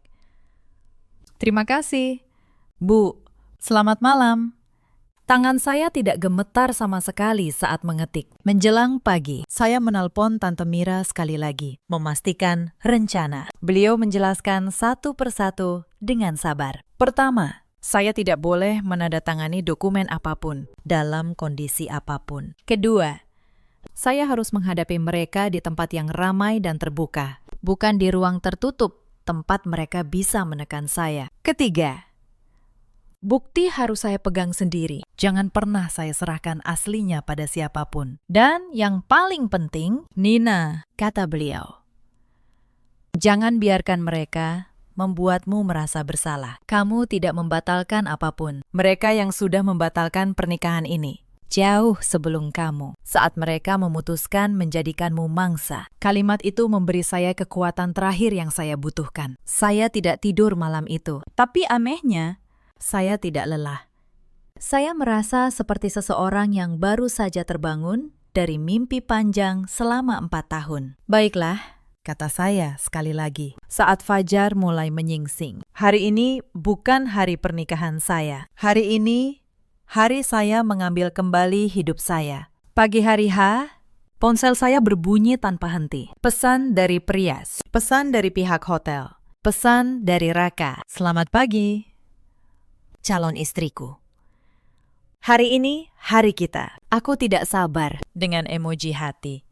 Saya menatap pesan itu lama sekali, 4 tahun lalu. Pesan seperti ini akan membuat jantung saya berbunga. Sekarang, saya hanya merasa mual. Saya tidak membalas. Saya tidak memakai gaun pengantin. Saya memakai blazer kerja warna abu, kemeja putih. Rambut diikat rapi, bukan pakaian pengantin. melainkan pakaian seseorang yang akan menyelesaikan urusan penting. Saya menelpon Tante Mira. Beliau mengangkat di dering kedua. Nina, ada apa, sayang? Bukankah hari ini hari pernikahanmu? Tante, kata saya, tenang. Saya butuh bantuan Tante sebagai pengacara dan saya butuh sekarang juga. Hening sejenak di seberang. Lalu suara Tante Mira berubah serius. Datang ke kantor saya. Sekarang. Saya melaju ke kantor Tante Mira di kawasan Kuningan. Di sana, saya ceritakan semuanya. Saya putar rekaman itu. Saya tunjukkan dokumen rumah. Tante Mira mendengarkan dengan rahang mengeras. Ketika rekaman selesai, beliau menutup mata sejenak, lalu menghela napas panjang. Astagfirullah, katanya pelan. Anak ini, Nina, kamu sadar tepat waktu. Ibumu pasti bangga. Lalu beliau menjelaskan posisi hukum saya dengan tenang dan jelas. Rumah Pondok Indah adalah harta warisan. Atas nama saya sepenuhnya. Selama saya belum menikah, harta itu sepenuhnya milik saya. Bahkan setelah menikah pun, harta bawaan dan warisan tetap menjadi milik pribadi, bukan harta bersama. Kecuali saya secara sukarela menandatangani perubahan. Mereka tidak bisa memaksa saya tanda tangan apapun. Dan rekaman ini, kata Tante Mira sambil mengetuk meja, adalah bukti niat penipuan dan penggelapan harta. Kalau kamu mau, ini bisa jadi dasar laporan. Tapi keputusan ada di tanganmu. Saya menatap dokumen di meja itu. Lalu saya berkata, saya tidak mau memenjarakan siapapun. Tante, saya hanya mau mereka tahu bahwa mereka salah memilih korban. Dan saya mau menyelamatkan rumah ibu. Tante Mira tersenyum. Kalau begitu, kita siapkan langkah-langkahnya. Tenang, hukum ada di pihakmu. Sementara saya di kantor pengacara, di hotel. Kekacauan sudah dimulai. Ponsel saya bergetar tanpa henti. Raka menelpon belasan kali. Lalu Bu Lastri, lalu Fania. Pesan-pesan masuk bertubi-tubi dari nada bingung, lalu panik, lalu marah. Nina, kamu di mana? Tamu sudah berdatangan. Pria sudah menunggu.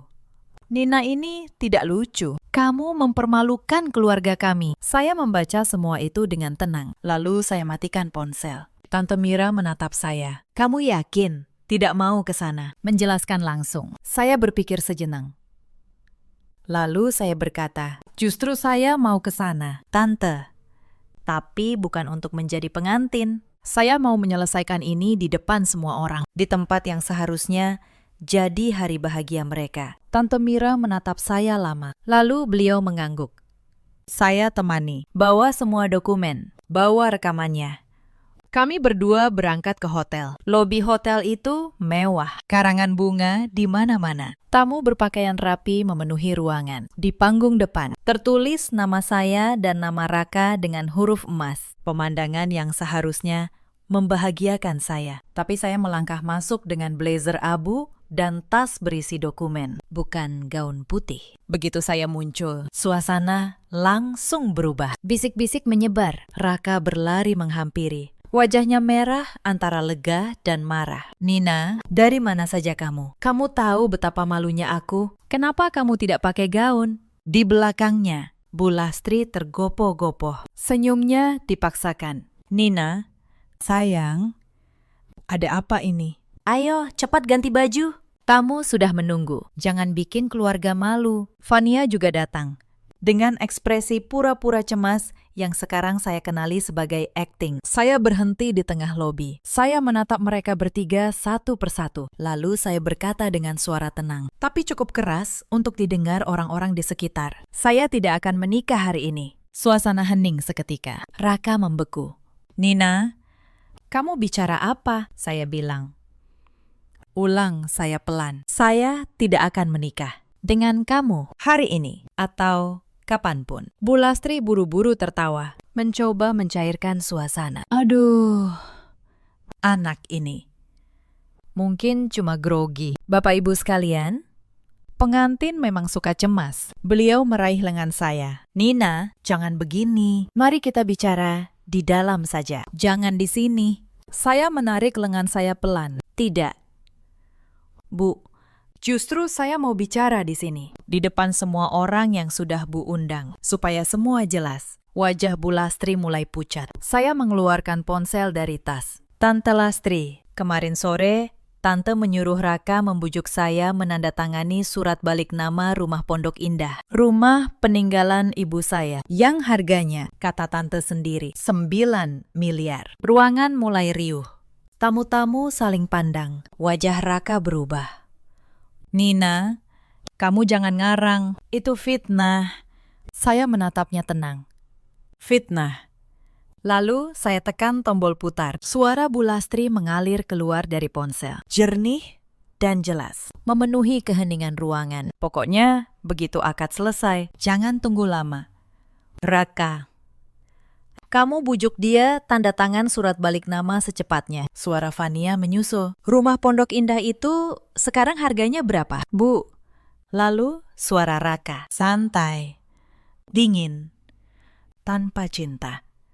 Lagian dia itu gampang, gak punya keluarga, gampang dibikin percaya. Dikasih perhatian sedikit, langsung luluh. Seluruh ruangan terdiam, lalu mulai berdesing oleh bisik-bisik yang membesar. Para tamu menatap Raka, menatap Bu Lastri, menatap Fania. Dengan wajah yang berubah dari heran menjadi jijik, Raka pucat pasi. Itu kamu rekam diam-diam. Itu ilegal. Tante Mira melangkah maju, tenang dan berwibawa. Saya pengacara Nina. Rekaman yang dibuat oleh salah satu pihak yang hadir dalam percakapan sah sebagai bukti permulaan. Dan isi rekaman ini menunjukkan niat penipuan serta upaya penggelapan harta warisan. Saya sarankan kalian diam sekarang, sebelum memperburuk posisi kalian. Bu Lastri terhuyung. Dipegangi Fania yang juga gemetar. Nina, sayang, kita bisa bicarakan ini baik-baik. Saya menggeleng. 4 tahun, Bu. 4 tahun saya kira saya menemukan keluarga. Ternyata saya hanya target. Tante bahkan menyuruh Raka membuat saya mabuk semalam, supaya saya lebih mudah disuruh tanda tangan. Saya dengar semuanya. Para tamu mulai berdiri, beberapa menggeleng, beberapa berbisik tajam. Seorang ibu parubaya, kerabat dari pihak Raka, berkata cukup keras. Ya ampun, Lastri, tega sekali kalian sama anak orang. Fania mencoba menyelamatkan keadaan. Ia maju. Suaranya tinggi dan panik. Itu rekaman editan. Mbak Nina memang sengaja mau menjelek-jelekan kami di hari pernikahan. Dia yang gila. Tapi suaranya tenggelam karena beberapa tamu sudah mulai merekam dengan ponsel mereka sendiri. Dan tatapan ruangan itu sudah berbalik sepenuhnya melawan keluarga Raka. Saya menatap Fania dengan tenang. Editan. Banya. Lalu siapa yang minggu lalu menelepon ibumu di teras rumah? Lalu bilang, sebentar lagi kita kaya. Saya dengar itu juga. Saya hanya diam saat itu. Karena saya masih berharap saya salah. Wajah Fania memutih. Ia mundur. Tidak bisa berkata apa-apa lagi. Wajah Bu Lastri yang biasa penuh senyum, kini hancur total. Bukan karena malu pada saya, tapi karena malu di depan semua orang yang selama ini ia tipu dengan citra keluarga rukun. Beberapa kerabatnya sendiri sudah menjauh, memalingkan wajah, seolah tidak ingin terlihat bersama mereka. Salah satu paman Raka, yang tadinya duduk di kursi kehormatan, berdiri dan berkata dengan suara berat, Lastri, ini benar. Kalian mau menjual rumah warisan anak ini? Saya kira keluarga ini terhormat. Bu Lastri tidak bisa menjawab. Ia hanya menunduk.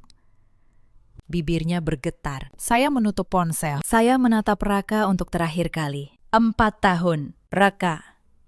Aku memberimu 4 tahun hidupku. Dan ternyata, bagimu, aku hanya sebuah rumah seharga 9 miliar. Suara saya tidak bergetar. Rumah ibu saya tidak akan pernah jadi milik kalian. Secara hukum, kalian tidak punya hak apapun atasnya. Tante Mira sudah memastikan itu. Dan surat kuasa yang kamu sodorkan minggu lalu, masih saya simpan. Sebagai bukti tambahan, kalau kalian berani mengganggu saya lagi, semua ini akan saya bawa ke jalur yang lebih resmi. Raka membuka mulut, tapi tidak ada kata yang keluar. Tangannya yang tadi mengepal, kini lemas. Pria yang selama 4 tahun selalu tahu harus berkata apa, kini berdiri membisu di tengah lobi. Di bawah namanya sendiri yang tertulis emas. Saya berbalik. Saya berjalan keluar dari lobi hotel itu, melewati deretan tamu yang membisu, melewati nama saya yang tertulis emas di panggung. Setiap langkah terasa ringan. Untuk pertama kalinya dalam berbulan-bulan, dada saya tidak lagi sesak. Tante Mira menyusul di samping saya, merangkul bahu saya dengan lembut. "Kamu hebat, Nina. Ibumu pasti bangga sekali padamu." Di luar, langit Jakarta sudah cerah. Saya menarik napas dalam-dalam. Udara terasa berbeda, lebih bebas. Hari-hari setelah itu tidak mudah, saya akui. Telepon masih berdering. Kerabat Raka beberapa kali mencoba menghubungi. Ada yang memaki, ada yang memohon. Ada yang mencoba membujuk saya berdamai, tapi tidak ada satupun yang cukup kuat untuk menggoyahkan saya. Panggilan-panggilan itu seperti ombak kecil. Mereka tidak lagi sanggup menjatuhkan saya. Bu Lastri sempat datang ke kantor saya sekali. Wajahnya tidak lagi angkuh. Beliau menangis, mengaku khilaf, berkata semua itu hanya rencana bodoh. Beliau memohon saya tidak melaporkan ke polisi. Saya menatapnya lama. Lalu saya berkata, "Saya tidak akan melaporkan, Bu. Bukan karena saya memaafkan, tapi karena saya tidak mau menghabiskan hidup saya untuk membenci tante. Hidup saya terlalu berharga untuk itu." Beliau menunduk, lalu pergi tanpa kata. Setelah hari itu, saya tidak pernah mendengar kabar mereka lagi secara langsung. Tapi kabar tetap sampai, lewat kerabat dan kenalan, sedikit demi sedikit. Rekaman di hari pernikahan itu ternyata menyebar. Beberapa tamu yang merekam mengunggahnya. Dalam hitungan hari, wajah keluarga rukun yang selama ini dibangun Bu Lastri runtuh di mata lingkungan mereka sendiri. Tetangga yang dulu menghormati beliau mulai berbisik. Arisan yang dulu selalu ia pimpin perlahan tidak lagi mengundangnya. Citra yang ia bangun bertahun-tahun hancur dalam satu sore. Raka kehilangan lebih dari sekedar pernikahan. Modal usaha yang ia impikan dari hasil menjual rumah saya tentu saja tidak pernah ada tanpa modal itu. Rencana bisnisnya berantakan. Saya dengar ia sempat berpindah-pindah pekerjaan dan hubungannya dengan keluarga sendiri merenggang karena masing-masing saling menyalahkan atas kegagalan rencana itu. Banyak yang dulu begitu yakin akan mendapatkan mobil dan rumah baru, tidak mendapatkan apa-apa. Pinjaman-pinjaman yang pernah ia ambil dari saya tentu tidak pernah saya tagih. Tapi saya dengar kebiasaan berutangnya berlanjut. Dan kini ia berurusan dengan orang-orang yang tidak sesabar saya. Saya tidak merasa senang mendengar semua itu. Sungguh. Karena dendam. Saya belajar. Tidak pernah benar-benar mengenyangkan. Tapi saya juga tidak merasa bersalah. Karena setiap akibat yang mereka terima adalah buah dari benih yang mereka tanam sendiri. Saya hanya menolak menjadi tanah tempat benih itu tumbuh. Saya mengurus rumah Pondok Indah dengan tenang. Atas saran Tante Mira, saya tidak menjualnya. Saya merenovasinya sedikit, lalu menyewakannya. Uang sewanya saya simpan di rekening khusus. Dan setiap bulan, sebagian saya sumbangkan ke sebuah rumah singgah untuk perempuan korban kekerasan dalam rumah tangga. Saya pikir ibu saya akan menyukai itu. Beberapa minggu kemudian, saya membuka lemari dan menemukan gaun pengantin yang masih tergantung rapi, putih, bersih, belum pernah dipakai. Saya menatapnya lama. Lalu saya memutuskan untuk menyumbangkannya ke sebuah yayasan amal untuk pengantin yang tidak mampu membeli gaun. Saat menyerahkannya, seorang petugas muda menatap gaun itu dengan mata berbinar. Gaun ini masih baru sekali. Mbak tidak menyesal. Saya berpikir sejenak, lalu saya menggeleng dan tersenyum. Tidak. Karena saya sudah menyimpan sesuatu yang jauh lebih penting daripada gaun ini. Apa itu, Mbak? Tanyanya. Diri saya sendiri, jawab saya. Gadis itu mengangguk, matanya tampak sedikit terharu. Saya melangkah keluar ke jalan. Langit mulai gelap, lampu jalan menyala lebih awal. Tapi hati saya tidak kosong seperti yang dulu saya takutkan. Justru terisi oleh rasa lega yang sulit dijelaskan. Seolah saya baru saja mengembalikan sebuah mimpi yang bukan milik saya. Untuk mendapatkan kembali kenyataan yang memang seharusnya jadi milik saya. Malam itu, sahabat saya menelpon. Aku dengar kamu donasikan gaun pengantinmu. Astaga, kuat sekali kamu. Saya tertawa kecil. Bukan kuat. Saya cuma tidak mau lagi membawa-bawa barang yang tidak saya butuhkan. Dia tertawa di seberang. Akhir pekan ini, aku ajak kamu liburan. Ya, biar segar. Boleh, kata saya.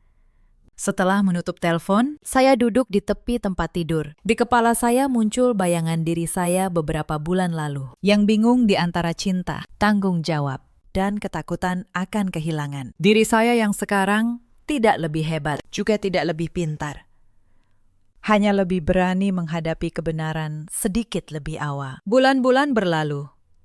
Pekerjaan saya berjalan baik. Suatu hari, atasan saya menyerahkan sebuah proyek besar kepada saya. Tanggung jawab lebih besar, tekanan lebih banyak. Tapi saya tidak lagi takut. Karena sekarang saya tahu, apapun yang terjadi, saya masih bisa berdiri dengan kaki saya sendiri. Malamnya, saya berdiri di balkon apartemen, memandangi kota dengan lampu-lampunya yang menyala. Setiap jendela di luar sana adalah sebuah kehidupan, sebuah pilihan. Saya tidak tahu seperti apa masa depan saya. Tetapi saya tahu satu hal, mulai sekarang, siapapun yang masuk ke dalam hidup saya harus menghormati batas-batas saya. Bukan untuk bertahan, tapi untuk hidup dengan baik dan jujur pada diri sendiri. Saya teringat kalimat terakhir ibu. Jangan pernah serahkan ke tangan orang yang tidak menghargaimu. Dulu saya tidak paham. Sekarang saya mengerti bahwa yang beliau maksud bukan hanya rumah, tetapi juga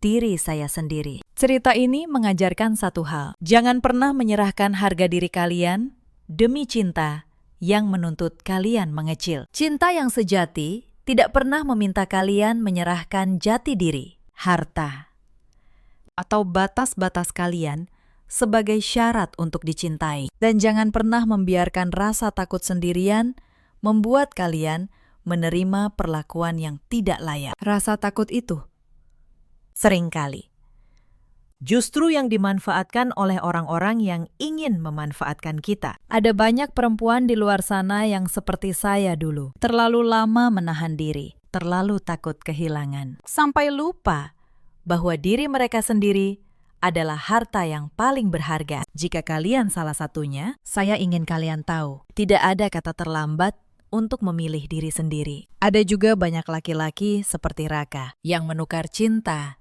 dengan hitung-hitungan. Dan ada pula para ibu seperti Bu Lastri yang lupa bahwa keserakahan pada akhirnya hanya menghancurkan diri mereka sendiri. Raka, kabarnya, gagal membuka usahanya. Bu Lastri dijauhi kerabat yang dulu ia tipu dengan citra keluarga rukun. Fania tidak pernah mendapatkan mobil yang ia incar. Sementara saya perlahan membangun kembali hidup saya, batu demi batu, di atas fondasi yang kali ini benar-benar milik saya. Dalam hidup, kita selalu punya pilihan. Pilihan untuk diam dan menerima, atau pilihan untuk berdiri dan menjaga diri sendiri. Saya memilih yang kedua, dan saya tidak pernah menyesal, bahkan sedetik pun, atas keputusan yang saya ambil di sore terakhir sebelum pernikahan itu. Jika cerita ini menyentuh hati kalian, ceritakan kisah kalian di kolom komentar. Mungkin ada seseorang di luar sana yang sedang membutuhkan keberanian yang sama. Dan satu cerita kecil